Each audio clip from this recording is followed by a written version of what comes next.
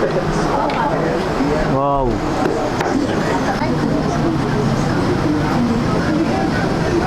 Wow.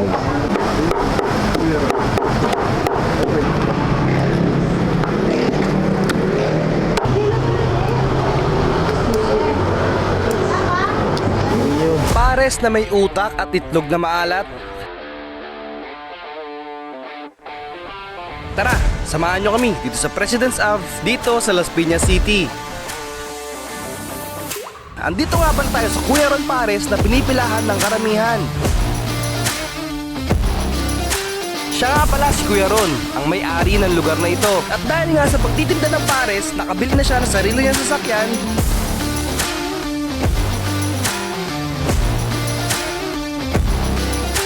At nagkaroon na rin siya ng sarili niyang pwesto. Nagsiserve nga pala sila ng pares na may bagnet, itlog na maalat, at utak. Masarap nga ba ito? Ano kaya ang sikreto niya sa paglago ng kanyang negosyo? Ano pang inaantay nyo? Tara na, kain tayo!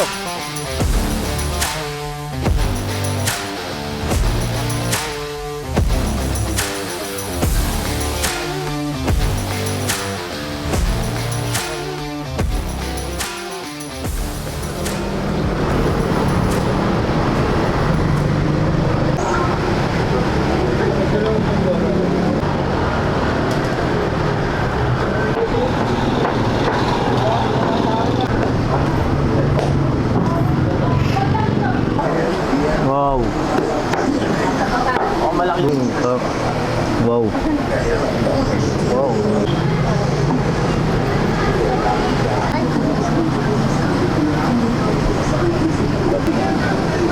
Wow.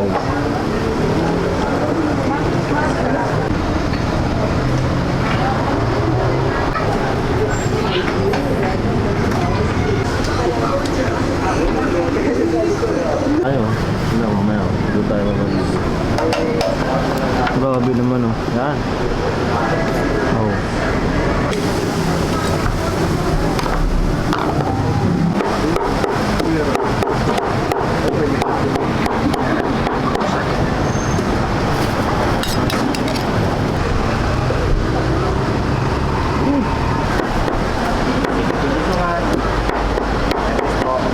Boss, may kanin po. Wala na kuma.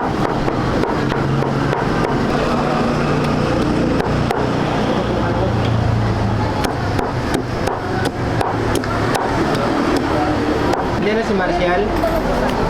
Follow-up na yung mambusik.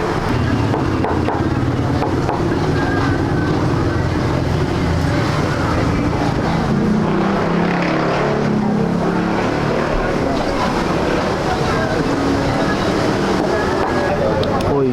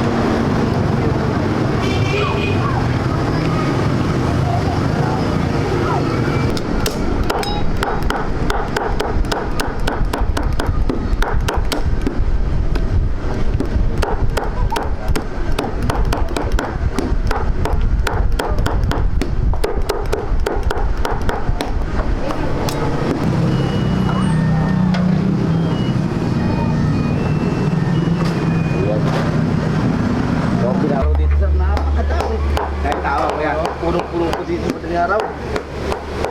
Pagdating po ng umaga, dito. I-mix na lang natin ito, sir. Bakit bagnet, buta. Magkano gano'n kaya? 90 po. 20? Apo. Mura. Baka bagnet, utang, pwede. Apo. Pag gusto niyo po ng may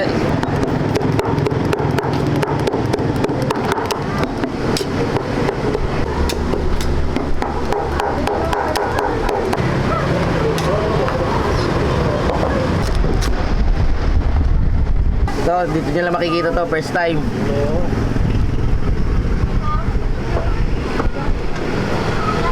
Maalat. Yes, sir. Grabe. Tsaka isa po, mami po.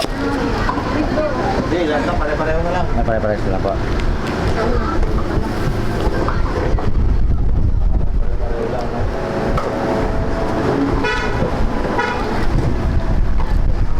Lagi ko sinasabi, pag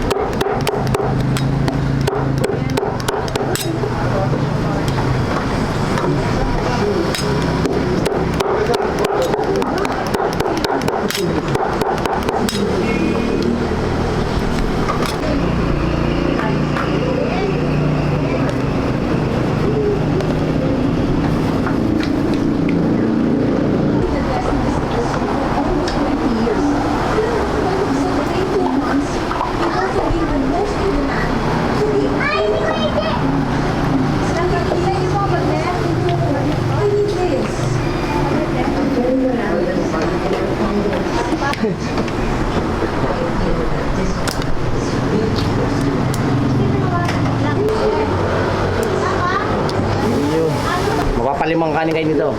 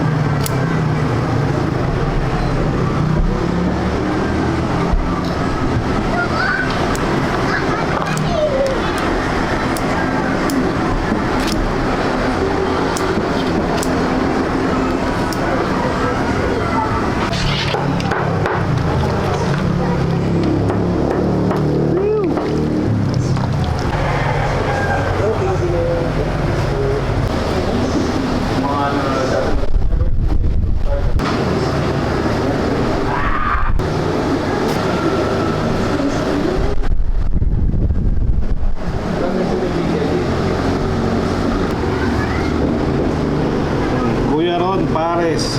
Yun naman. Ito yung order natin, overload. May itlog na maalat, utak, bagnet, tsaka baka.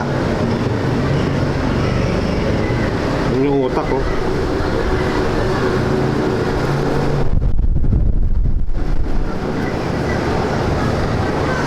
Utak ng baka.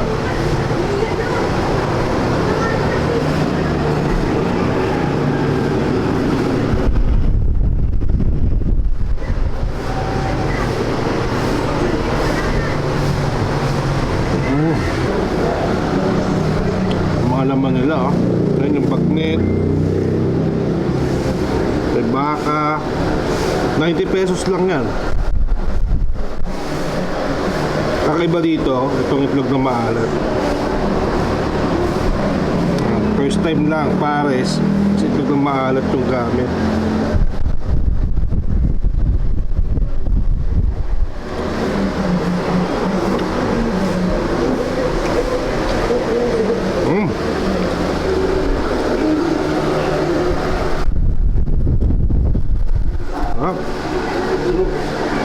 Lagyan natin ng bagnet. Baka.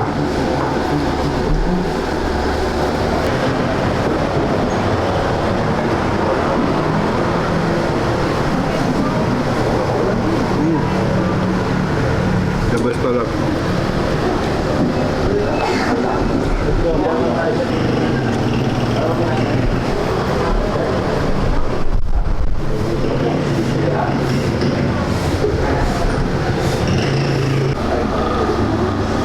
Bagay.